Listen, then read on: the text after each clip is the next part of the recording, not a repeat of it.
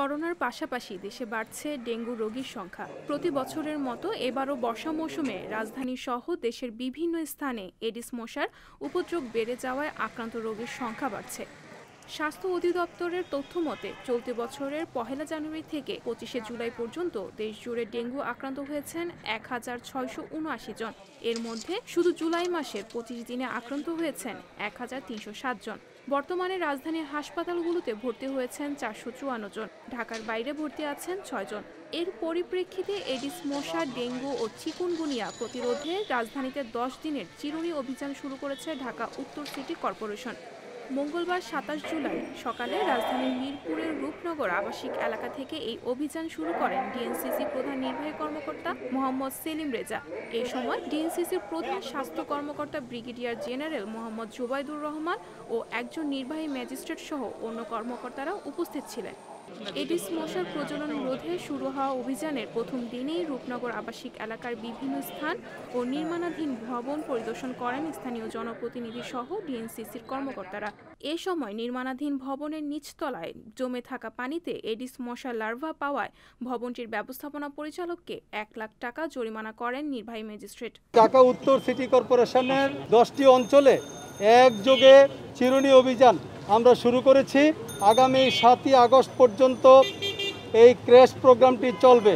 আমরা mobile court বাড়িয়েছি এবং জোরদার করেছি। আমাদের মশক কর্মী, পরিচ্ছন্নতা কর্মী, স্বাস্থ্যকর্মী সহ আমাদের সিটি কর্পোরেশনের সম্মানিত কাউন্সিলরবৃন্দ এবং সম্মানিত সকল পর্যায়ের ঊর্ধ্বতন কর্মকর্তাগণ মাঠে আছেন। আমরা চেষ্টা করছি এডিস মশা নির্মূলের জন্য সর্বাত্মক প্রচেষ্টা চালাতে। এডিস মশা যেহেতু বাসাবাড়ির আঙ্গিনায়, স্বচ্ছ পানিতে এবং আপনার ছাদ বাগানে, ফুলের টবে, ডাবের খোসায়, বেসমেন্টে এবং টায়ারে যেখানে পানি জমে থাকে সেখানে এডিস মশার লার্ভা জন্মায়। আমরা সেই এডিস মশার লার্ভা নির্মূল করার জন্য একযোগে কাজ করতে চাই। সম্মানিত নগরবাসীর সহযোগিতা চাই। আজকে এই রূপনগর এলাকায় এই অঞ্চলের কর্মসূচি ইতিমধ্যে শুরু হয়ে গেছে। আমাদের কর্মীরা মাঠে কাজ করছে। আমি নিজেও, আমাদের প্রধান স্বাস্থ্য কর্মকর্তা এবং সম্মানিত কাউন্সিলর মহোদয় সহ আমরা সবাই মিলে কয়েকটি ভবন আমরা পরিদর্শন করেছি। নির্মাণাধীন ভবনের বেসমেন্টে লার্ভা পাওয়া যাচ্ছে। আমরা এই সকল ভবনগুলোকে, আমাদের বিজ্ঞ নির্বাহী ম্যাজিস্ট্রেট এখানে আছেন, তিনি সিদ্ধান্ত দিবেন কোনো ভবন থেকে ম্যানেজার বা কর্মীরা পালিয়ে যাচ্ছে, আমরা সেই সকল ভবন মালিকদের বিরুদ্ধে নিয়মিত মামলা দেওয়ার জন্য নির্দেশ দিয়েছি।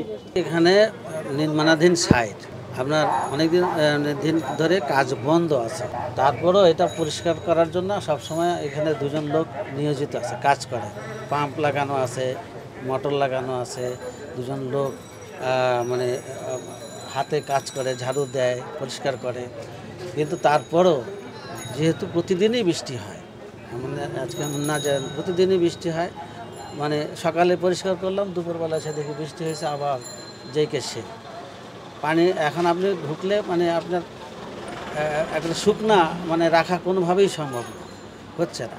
কাজ আমরা করছি এখন, তারপরও কাজ তো করে লেবাররা। দেখা গেলো যে কোনো জায়গায় হয়তো 7 দিন ধরে সেই জায়গাটা পরিষ্কার করা হয় নাই, লার্ভা হয়ে গেছে। এটা ধরেন আমার জন্য অ্যাক্সিডেন্ট, মানে আমার দুর্ভাগ্য। সংবাদ প্রকাশ, ঢাকা।